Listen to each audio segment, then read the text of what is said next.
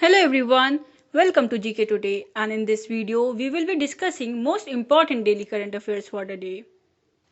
So our first topic is that what Home Ministry informed Parliament on cybercrime.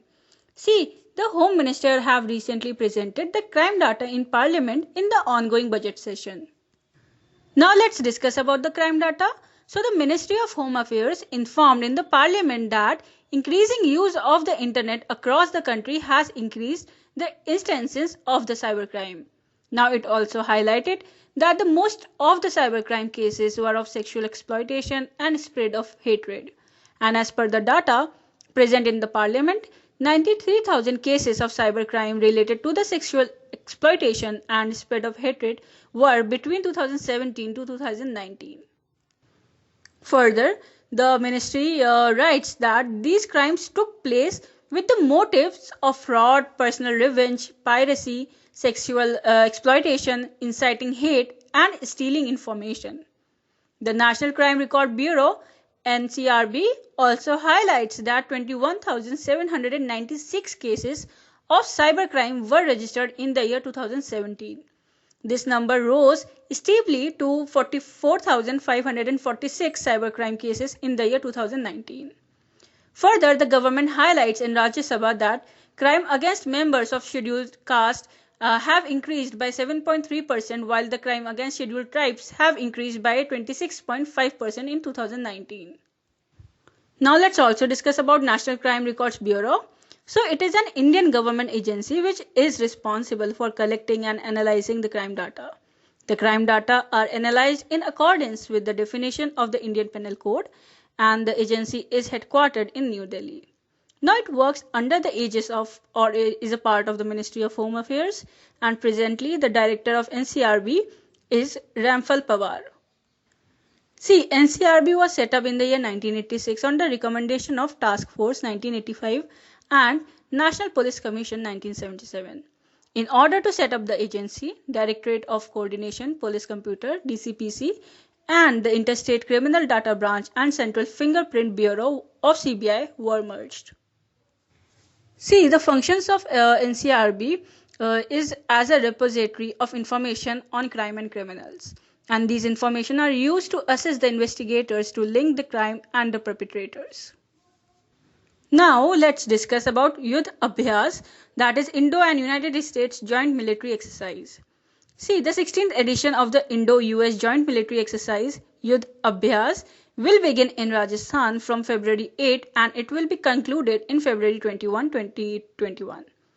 Now let's discuss about the Yudh Abhyas 2021. See, the exercise will be held near the India-Pakistan border and it will be held with the aim of enhancing the cooperation and interoperability between the armies of India and USA. Now the exercise will also focus on the counter-terrorism operation in accordance with the mandate of the United Nations, and the drill between India and USA will be held in the backdrop of the 5 days drill between Air Forces of India and France in Rajasthan in January 2021. Further, the bilateral training exercises of the two armies will be held at the foreign training node in the Mahajan field firing ranges. Now, who will represent the armies? See, Indian Army will be represented by the 11th Battalion of Jammu and Kashmir Rifles, which is the part of the Southwestern Command, and US Army will be represented by the troops of 2nd Battalion, 3rd Infantry Regiment. And these troops belong to the 1st 1 and 2 Striker Brigade Combat Team, and respective brigade headquarters will also be represented the army along with the troops. Now what is Yudh Abhyas? See, Yudh Abhyas between two armies is held since 2004, and the exercise has been designated to promote the cooperation between both the armies. Both the sides share their training techniques, their culture, build the joint operating skills. So now what is the significance of this exercise? See, the Yudh Abhyas between the India and the US Army is significant with respect to the security challenges like terrorism faced by both the nations of global terrorism. Further, this exercise will be held with the objective of enhancing the level of defense cooperation between both the armies. This in turn will also boost the bilateral relations of both the nations, and The exercise also signifies the key role that India plays into the Indo-Pacific region. So the exercise is also significant with respect to the recent development on the northern border with China. Now let's discuss about Moody's GDP forecast key highlights. See, the rating agencies Moody's have recently forecasted the nominal gross domestic product GDP of India will rise closer to 17% in the financial year 2021. Now let's discuss the key highlights of the forecast. See, the US based rating agency further forecast that India fiscal deficit projections are higher than expected. According to it, slower consolidation will constrain the fiscal strength of India in the medium term, and the growth rate projected by Moody's is higher than what was proposed in the Union Budget 2021. The budget projected the GDP as 14.4%. Further, the headline's deficit projections are larger than their expectations, and it further says that the focus of Budget 2021 is on higher capital spending, financial sector reform, and asset sales. This will help in stimulating the growth. Further, India has projected fiscal deficit of 9.5% of GDP of the fiscal year 2020 that will end in March. So, the rating agency highlighted that the greater transparency on off-balance sheet food subsidy expenditure and conservative revenue assumptions have increased the government's fiscal deficit in the year 2020. Now, the rating agency has pegged the fiscal deficit at 6.8% for the financial year 2021 to 22, beginning on April 1st. Now, it also says that the financial sector will undergo some credit positive reform because of announcement made under the budget, and further it says that the banks will benefit from the establishment of an asset risk construction company to resolve NPA's problem. Further, the public sector banks will also benefit because of rupees 20,000 crore capital infusion. Now, the rating agency further believes that the disinvestment target of rupees 75 lakh crore is achievable, and the statement was made keeping in mind the expectations of strengthening the economic conditions. However, it will be subject to the significant implementation risk. Now, what is Moody's Corporation? So, see, it is an American business and financial service company which was founded in the year 1909 by John Moody, and it is the holding company for Moody's Investor Service and Moody's Analytics. Now let's discuss about the next topic for the daily current affairs. So now let's discuss about that RBI makes risk-based internet audit mandatory. Now the Reserve Bank of India has introduced a risk-based internal audit system, and it has made it mandatory for selected non-banking financial companies and urban cooperative banks. So now what has changed? See, as per the norms, all the deposit-taking non-banking financial companies with the asset size of rupees 5,000 crores will have to implement this system. Also, the UCBs having asset size of rupees 500 crore will have to implement the system, and the system is required to be implemented by March 31st, 2022. The performance of the risk-based internal audit system will be looked by the board of the entity or its audit committee, and the board of the entity is already responsible to look after the internal audit function of the organization. So now why is the need of the new system?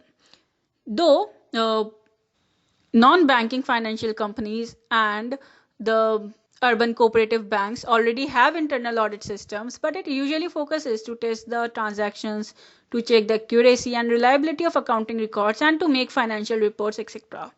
But the risk-based internal audit system will enhance the efficiency of internal audit systems and processes which are followed by both the entities. Further, these entities have grown in size over time and has become systematically important.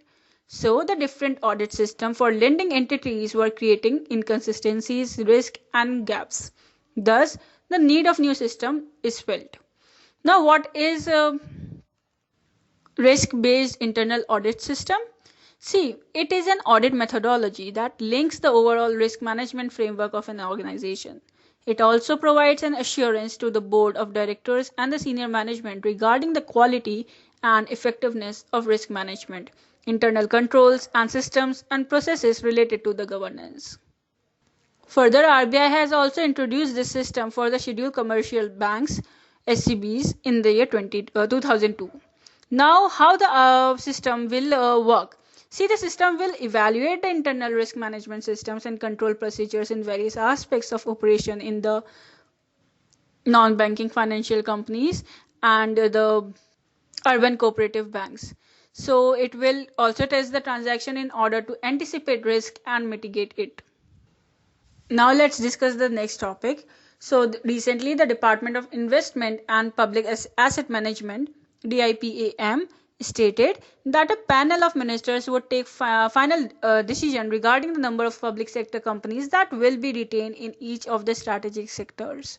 The panel of ministers will comprise of Nirmala Sitharaman, the finance minister, and Nitin Gadkari, the road transport minister. See, the finance minister recently, while presenting budget 2021, unveiled the government's plan of the disinvestment or the strategic disinvestment policy. The government also identified four strategic sectors, namely transport and telecommunications, power, petroleum, coal, and other minerals, atomic energy, space and defense, and banking, insurance, and financial services. In these sectors, bare minimum central public sector enterprises would be maintained. The government also highlighted that the central public sector enterprises in other sectors would be privatized. So now what is the plan? See, Niti Aayog will work on preparing the preliminary list of CPSEs, the central public sector enterprises, and these lists could be taken up for strategic disinvestment, and the strategic sectors will list and the strategic sectors list will be prepared on the basis of four groups.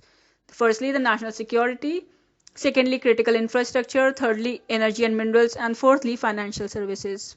The government has targeted to conclude the strategic sale of Air India, BPCL, Container Corporation of India, IDBI Bank, Shipping Corporation of India, Neelachal Ispat Nigam Limited, Pawan Hans, and BEML in the next fiscal. Now, the initial public offering of LIC would also be launched. So now what is strategic disinvestment? See, it means that transfer of the ownership and control of the public sector entity to other entity. Usually, the ownership is transferred to a private sector entity and it is a king of privatization, unlike the simple disinvestment where the government sale of assets to raise money.